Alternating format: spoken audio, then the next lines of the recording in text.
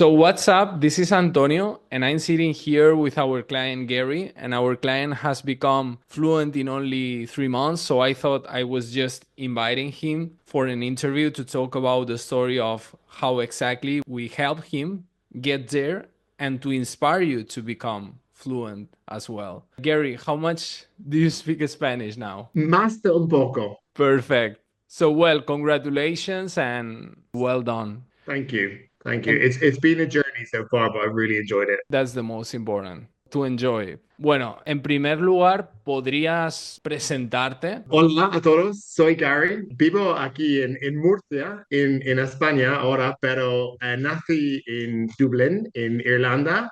Mm. Y antes de España, vivía en Manchester, en Inglaterra, para 18 años más o menos. Pero Sí. ahora tengo una mejor vida aquí en Murcia. Vivo con mi marido y mis dos perros en una finca en el campo Ujú. y tenemos una vida diferente ahora Claro. y una vida más tranqui, una vida más fácil Ujú. y una vida mejor. Mi trabajo, yo soy autónomo aquí en España, trabajo en recursos humanos, yo soy especialista en inclusión y diversidad. Y en momento trabajo con empresas en Inglaterra y en Irlanda Ujú. porque mi español no es perfecto, pero mi meta, ojalá que este año es mi tiempo para ganar clientes aquí en Claro. España y espero que hable español en mi trabajo. Totalmente. Bueno, Gary, mi pregunta ahora es, how did you feel before starting the coaching? I I studied Spanish in when I lived in Manchester in the Yeah. UK, and I also lived in Spain for a couple of years when I was much younger. But I worked in the tourism industry, so I worked with English speaking people all the time. Mhm. And so I had Spanish and I had a basic understanding, but I knew my Spanish wasn't good. And I studied in Cervantes Institute in Manchester for 3 years. Throughout COVID, actually, was when I was studying, which was it was great at the time, but I didn't have the chance to practice. Yeah. And when I moved here to Spain, I knew I could speak basic Spanish and I could converse the basics. So going to a cafe, to a restaurant, all the things that are basic things to do, I had confidence to do. But outside of that, I just lacked confidence, Yeah. and I would the phone would ring, and you'd see a Spanish number, and you have fear of what is this going to be. And I realized probably about a year of being here in Spain that I was understanding a lot more as I was integrating more into society, but I wasn't necessarily being able to respond back.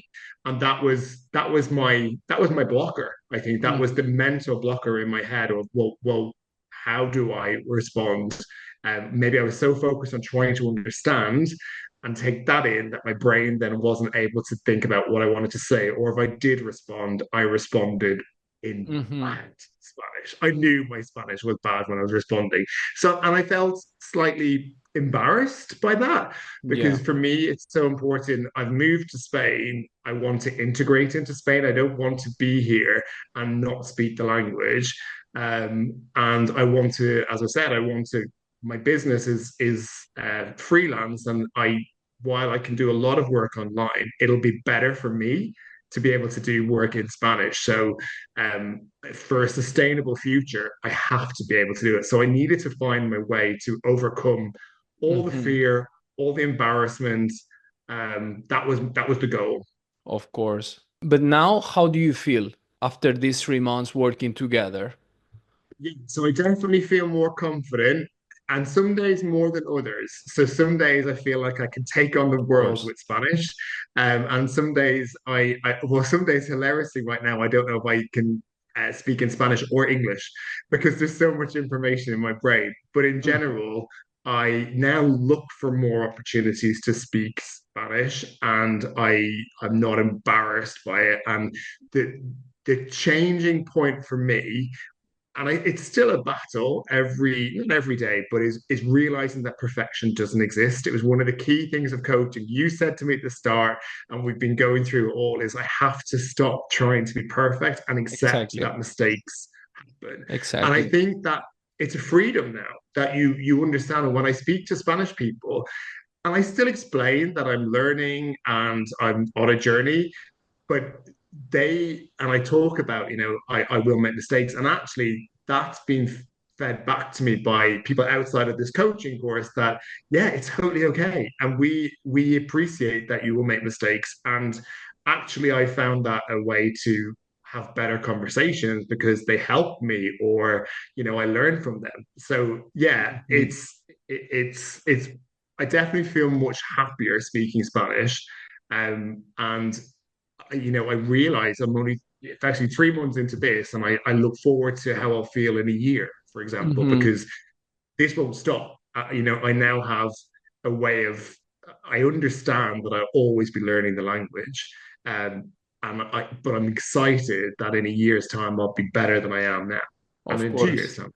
And also, I'm wondering what is your highlight so far? What did you like the best about the coaching? I think the combination of all of the different strategies Mm-hmm. have have made the highlight is now is the habit. So I would never class myself as a lazy learner, but I knew I needed to do things and I wasn't doing them. So just like listening to podcasts, watching Spanish TV, I wasn't putting that into practice beforehand. Whereas now that's just, actually my favorite time of the day is I get up in the morning and I walk the dogs with my headphones on and I listen to my podcast. And then I get back into my car and I send my voicemail to Mamet.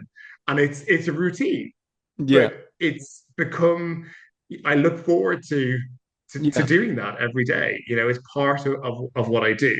And Yeah. the sense of to have done, like, if I'm ticking a list, to done two of the five strategies by the time before I've even had breakfast in the morning, I love that.